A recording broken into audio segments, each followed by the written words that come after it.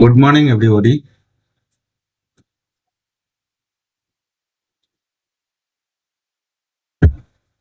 তো এখানে আমরা চার্টে চলে আসি।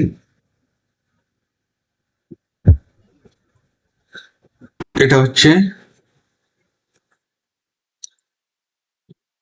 কালকের ব্যাংক নিফটির চার্ট। আমরা যে ট্রেডিং করি, আমরা আগের দিনের চার্টটা নেই, চার্টটা নিয়ে অ্যানালাইসিস করি, অ্যানালাইসিস করে সেই বেসিসে কে কোথায় বায়ার আর সেলার আছে তাদের বেসিসে আমরা ট্রেডিংটা করি। এখানে আগের দিন কি হলো, আগের দিন এটা হচ্ছে গতকালকের চার্ট। তো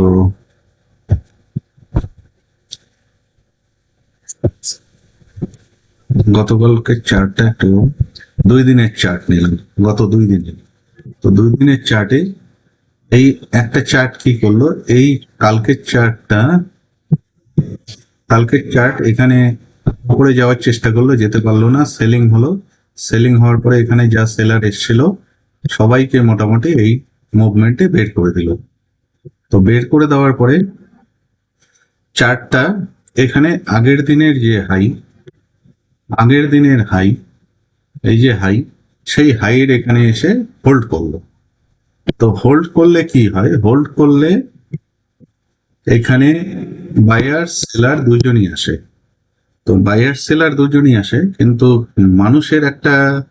মানুষ বা যে কোনো রিটেল ট্রেডারের একটা ইনহেরেন্ট টেন্ডেন্সি আছে। ইনহেরেন্ট টেন্ডেন্সি হচ্ছে মার্কেট অনেক উপরে চলে গেছে, সেল করে, আর বাড়বে না, সেল করে।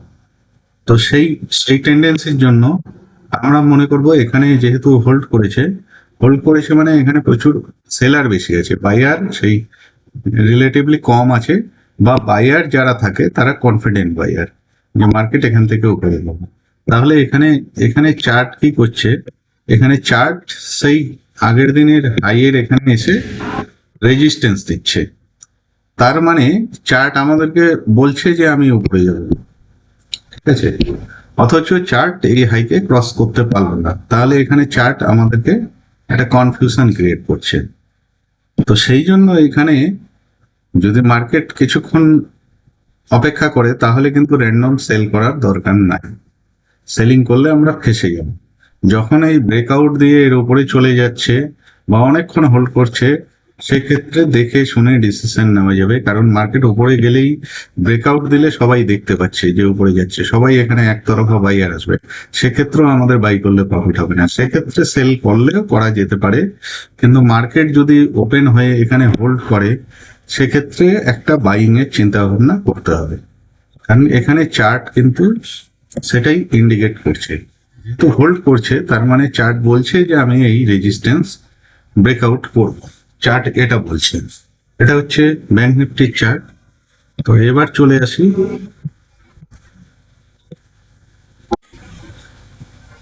নিফটির চার্ট। নিফটির চার্টে কি হলো,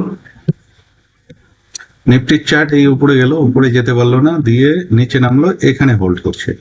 যেহেতু হোল্ড করছে সেহেতু এখানে রিটেলরা বেশিরভাগ মার্কেট নিচে যাবে করে সেল পজিশন বাইয়ের থেকে বেশি আছে। যারা বাই করেছে তারা কনফিডেন্ট বায়ার, ঠিক আছে। সেক্ষেত্রেও র্যান্ডম এখানে সেল করলে কিন্তু প্রফিট হবে না, সেক্ষেত্রে লস হবে। অপেক্ষা করে চার্ট কি করছে না করছে তারপরে সেল করাটাই বিবেচনামূলক কাজ হবে। এখানে চার্ট হচ্ছে কনফিউশন ক্রিয়েট করছে, মানে চার্ট উপরের দিকেই যাওয়ার ডিরেকশন দেখাচ্ছে। যাই হোক, চার্ট অনেকটা ডিফিকাল্ট, চার্টে ক্লিয়ার কাট কিছু বোঝা যাচ্ছে না। এটা হচ্ছে নিফটির চার্ট। যেমন এটা সেন্সেক্স এর চার্ট, নিফটির চার্ট মোটামুটি একই রকম, নিচে নেমে এই হোল্ড করছে। সেই জন্য এখানে র্যান্ডম সেলিং অ্যাভয়েড করতে হবে। দেখে শুনে এখানে কাজ, যদি মার্কেট এরকম ব্রেক করে নিচে যাওয়ার চেষ্টা করে সেক্ষেত্রে বাই করতে হবে। মার্কেট এখানে মানে যেরকম চার্ট দেখাচ্ছে এখানে ট্র্যাপ করার জন্য বসে আছে। যাই হোক, এটা চার্ট বলা হয়ে গেল। আজকে প্রি ওপেনিং এ Nifty 46 point up, Sensex 93 point up এবং ব্যাংক নিফটি 98 পয়েন্ট আপ। বাজার খুলুক, ক্যান্ডেল দেখে চার্ট দেখে ট্রেডিং করা হবে। এখানে নিফটি এখানে হোল্ড করছে, উপরে যাওয়ার চেষ্টা করছে, নিফটি নিচে যাওয়ার চেষ্টা করছে। তো এখানে মনে হয় এটা বাই পজিশন করে নিলে ভালো হয়।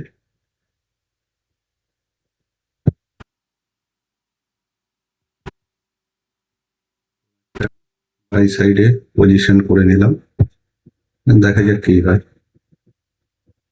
নিফটি তো একটা বাই সাইডে পজিশন করে নিলাম, তো দেখা যাক কি হয়। এখানে কি হয়, এখানে যখন হোল্ড করে, তো এখানে হোল্ড করে মানে নিফটি হচ্ছে 50টা শেয়ারের ইন্ডেক্স দিয়ে আছে, তার মানে 50টা শেয়ারের মধ্যে কোথাও না কোথাও বাই হচ্ছে, সেই জন্য এটা হোল্ড করছে, ব্রেকডাউন দেয়নি। তো এই হোল্ড করছে দেখে আর ব্যাংক নিফটি সেলিং হচ্ছে, এই সেলিং দেখে অনেকে কি করে এখানে র্যান্ডম সেল করে। তো র্যান্ডম সেল করে, এবার র্যান্ডম সেল করলে তাদের স্টপ লস হচ্ছে বাজার উপরে গিয়ে র্যান্ডম সেলারদের স্টপ লস খেয়ে নেয়। তো এখন দেখা যাক আমাদের অ্যানালাইসিস ঠিক হয় না ভুল হয়। এই যে সেলিং এ এখানে অনেকে সেল করে, প্লাস এটা তো সেল করতে শুরু করে। তো দেখা যাক আমাদের অ্যানালাইসিস ঠিক হয় কিনা, যদি ঠিক হয় তো ভালো কথা, আর না ঠিক হলে আমাদের স্টপ লস নিয়ে বেরিয়ে যেতে হবে। আমরা কিছুটা লসে এখানে ব্রেকডাউন দিয়েছে, এটা এক্সপেক্টেড ছিল না। আমরা ভাবছিলাম উপরের দিকে যাচ্ছে, উপরেই যাবে, কিন্তু একটা ব্রেকডাউন দিয়ে আমাদের মানে ডিরেকশনে একটা ভুল প্রমাণ করে দিচ্ছে। তো কি করা যাবে, পজিশন বানানো হয়ে গেছে।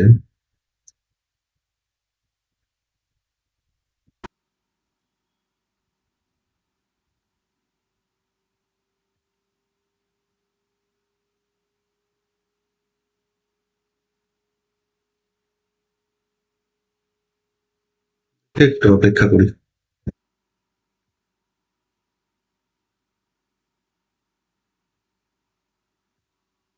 এখানে আমাদের অপোজিট যাওয়ার চেষ্টা করছে, তো আমরা এখানে এক্সিট করে যাচ্ছি, কারণ আমরা ভাবতে পারিনি এই নিফটিতে আবার ব্রেকডাউন দেবে। এই এই যে ব্রেকডাউন দিয়েছে তিনটে বড় বড় ক্যান্ডেল দিয়ে, এটা আমরা এক্সপেকটেশন করিনি। ব্রেকডাউন যখন দিয়েছে তখন আর কি করবো, অপেক্ষা করে তো খুব একটা লাভ হবে না। আর ব্যাংক নিফটিতেও সেরকম স্ট্রেংথ দেখা যাচ্ছে না, শুধু নিচের দিকেই যাচ্ছে।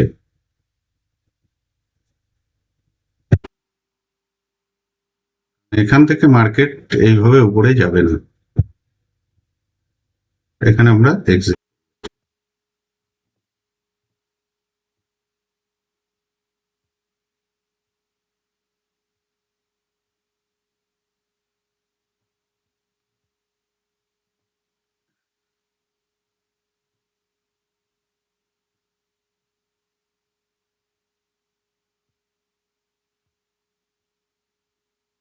এখানে একটা উড সাইডের পজিশন করে নিলে হয়।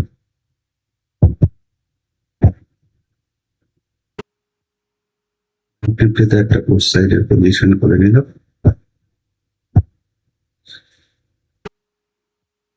এতেও একটা সেল সাইডের পজিশন করে নিল, দেখা যাক কি হয়। আমরা যে কল সাইডে পজিশনটা এখানে করে ভাবছিলাম যে উপরে যাবে, সেটা ব্রেকডাউন হওয়াতে আমরা পুট সাইডে করেছিলাম, তো উপরে মোটামুটি প্রফিটে চলে এসেছি। প্রফিটে আসেনি মানে লসটা কভার হয়েছে, এখন দেখা যাক, একটু অপেক্ষা করি, যদি কিছুটা প্রফিট পেলেও পাওয়া যেতে পারে, নাহলে এখানে 0-0-তে পজিশন কেটে দেবে। এখানে লস অনেকটা কম হয়েছে, দেখি কি হয়।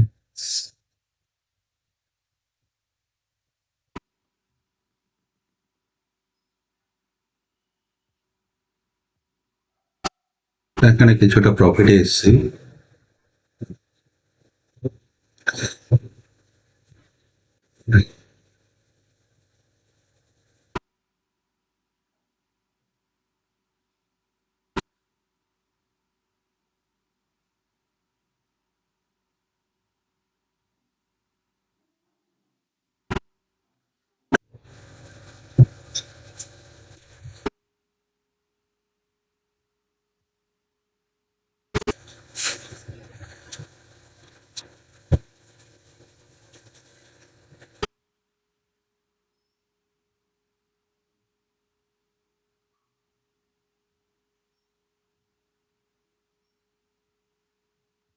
আমরা পজিশনটা কেটে দিয়েছি। পজিশনটা যেটা আমাদের কল সাইডে লস হয়েছিল সেটা মোটামুটি মোটামুটি লসটা মেকআপ করে পজিশনটা কেটে দিয়েছি, কারণ আর রিস্ক নিলাম না, কারণ এখান থেকে একটা লস মেকআপ হলো, এখান থেকে আবার যদি আবার লসে চলে যায় সেক্ষেত্রে ইয়ে এটা একটা ওভার ট্রেডিং এর ইয়েতে পড়ে। যেহেতু আমরা এখানে ভাবছিলাম যে নিফটি হোল্ড করছে, তার মানে নিফটি হোল্ড করছে, তার মানে এই সেলারদেরকে ট্র্যাপ করে উপরে বেরিয়ে যাবে, কিন্তু সেটা করলো না। কালকে যেটা লজিক লাগিয়েছিলাম যে এটা মার্কেট এমআরপি সেট করে দিয়েছে, সেই এমআরপি আর মার্কেট ক্রস করতে পারলো না।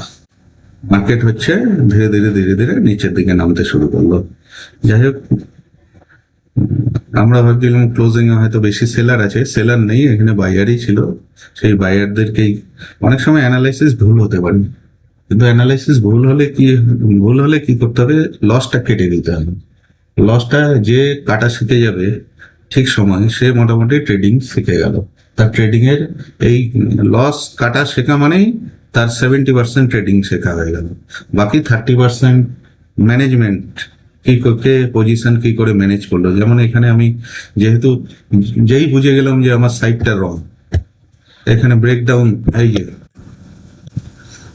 এই তিনটে ক্যান্ডেল দিয়ে ব্রেকডাউন দিয়েছে, তার মানে এই বায়ার গুলোকে ট্র্যাপ করে দিয়েছে আর ক্লোজিং প্রাইসের কাছাকাছি চলে আসছে, তার মানে আমার রং সাইড দিয়ে এখানে সঙ্গে সঙ্গে পজিশন কেটে আমি অন্য সাইডে চলে গেলাম। কিন্তু এটা একটা ওভার ট্রেডিং এর মধ্যে করে।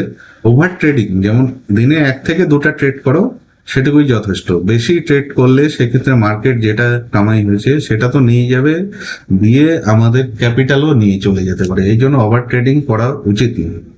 আজকের জন্য এইটুকুই, ধন্যবাদ।